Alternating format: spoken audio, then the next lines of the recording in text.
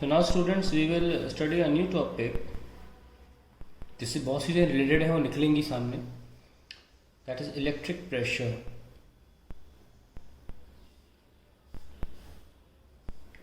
See, we have a conductor and there is some charge on it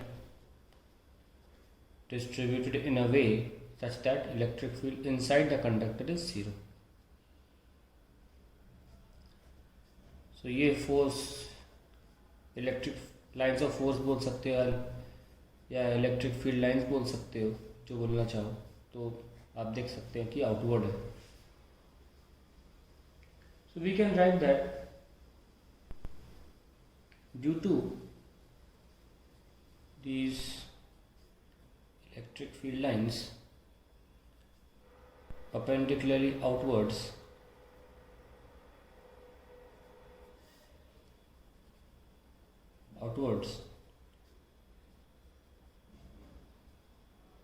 the body experiences an outward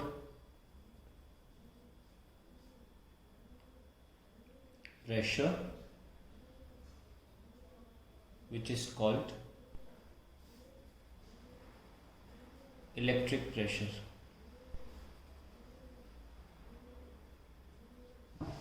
Just a second.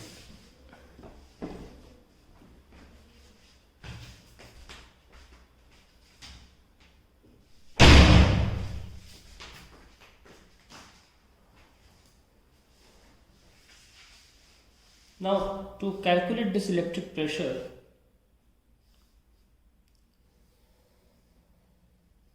we take a very small part. We take an extremely small part of area ds. Why do we do so? Take a very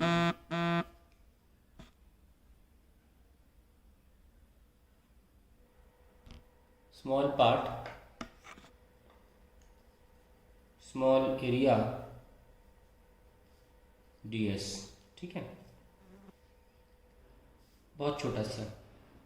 हमने ऐसा इसलिए क्या लिख लेते हैं, since नहीं, so that the charge density remains constant. Charge density remains constant.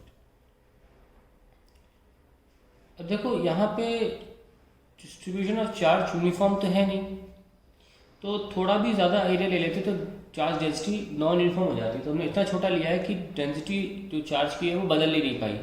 Sigma इतने छोटे रीजन में तो कांस्टेंट ही रहेगा ना. मान लो 1 एंगस्ट्रॉम स्क्वायर ले लो, इतना छोटा एरिया लिया है मैंने.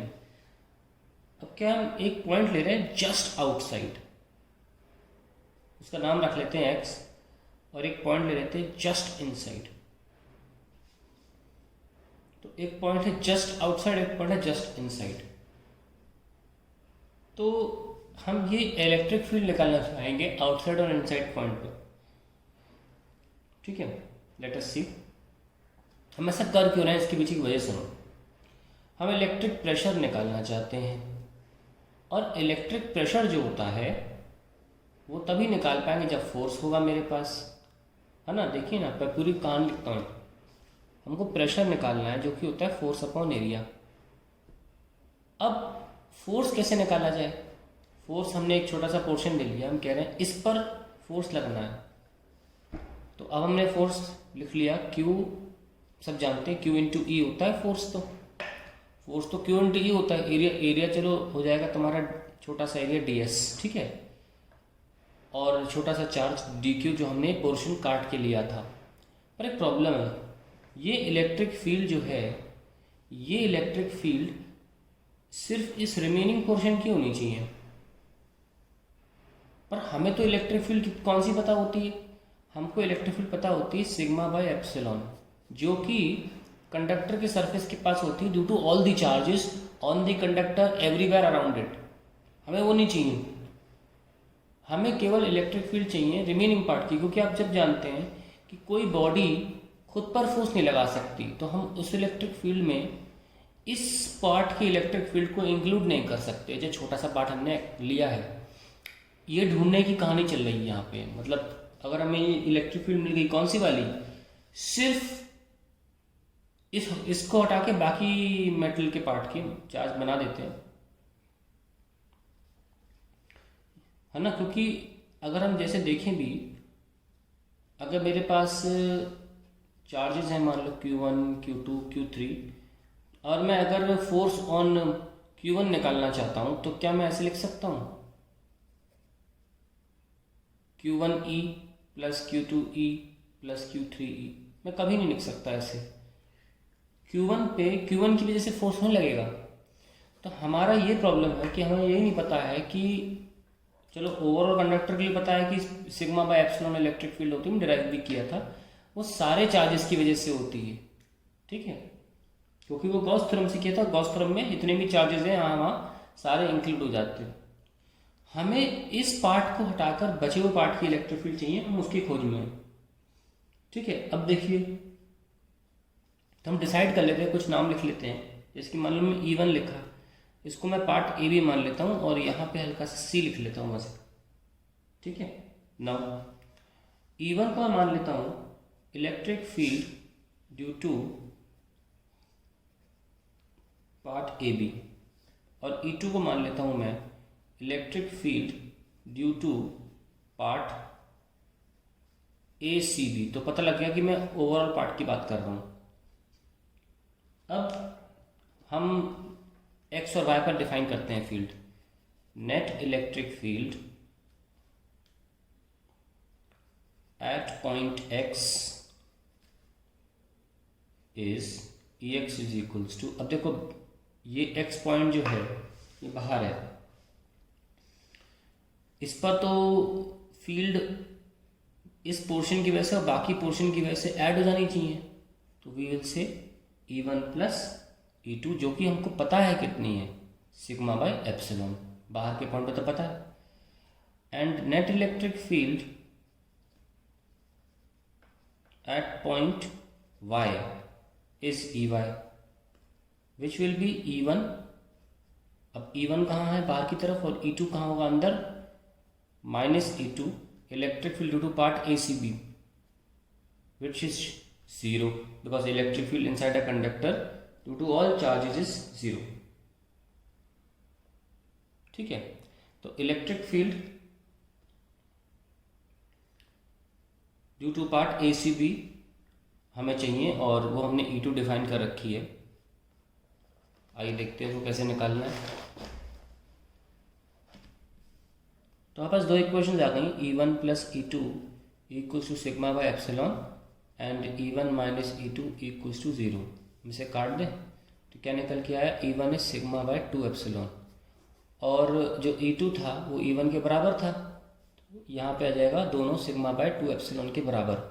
This a very very important result which we are getting right now.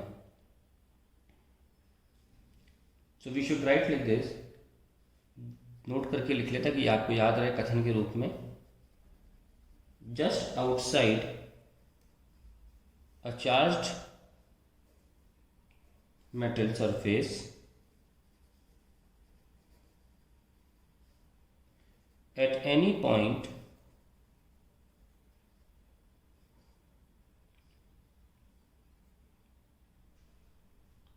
electric field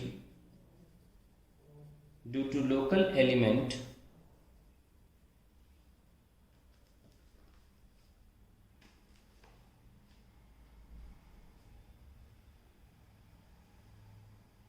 region is half of the total electric field at that point।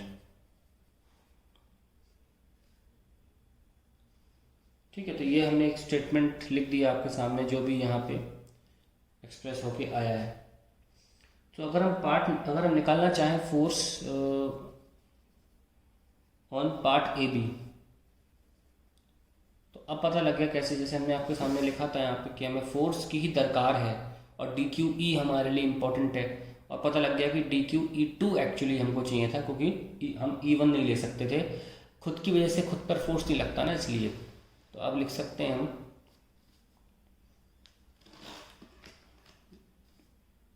Is equals to D F is equals to D Q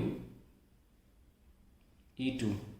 so D F is equals to D Q और E2 कितना था, sigma by 2 epsilon. तो electric pressure हमारा आ गया है अब D F is equals to 2 and you can write dq is equals to sigma ds, yes or no, into sigma by 2 epsilon. So df is equals to sigma square ds by 2 epsilon, and df by ds is the electric pressure, force per unit area, sigma square by 2 epsilon. So this is the electric pressure which we wanted to find out. important है ये निकालना था, वो मैं निकाल लिया electric pressure. And अगर हम चाहते हैं कि इन टर्म्स ऑफ इलेक्ट्रिक फील्ड निकालना चाहते हैं, ओवरऑल इलेक्ट्रिक फील्ड, तो यही हमारे लिए वेरी इंपॉर्टेंट सामने कैपेसिटर के रूप में सामने आएगा। Electric pressure in terms of electric field. अब electric field due to entire conductor at any point, और वो तो हमारी सिग्मा बाय एप्सिलॉन होती है। तो हम एक काम कर सकते हैं कि इलेक्ट्रिक प्रेशर को लिख सकते हैं half sigma by epsilon into sigma. तो ये ई आ जाएगा। एक और ऐसा करो, एप्सिलॉन से मल्टीप्लाई डिवाइड कर लो, तो उससे ये फ़ायदा होगा कि हम लिख सकते हैं half epsilon E square. So that is called electric pressure in terms of electric field, half epsilon E square. Very important results जो बाद में हमें चीज़ों के रीज़न बताएंगे कि क्यों चीज़ें ऐसी होती हैं। सो आई होप इलेक्ट्रिक प्रेशर आपको क्लियर हो गया हो।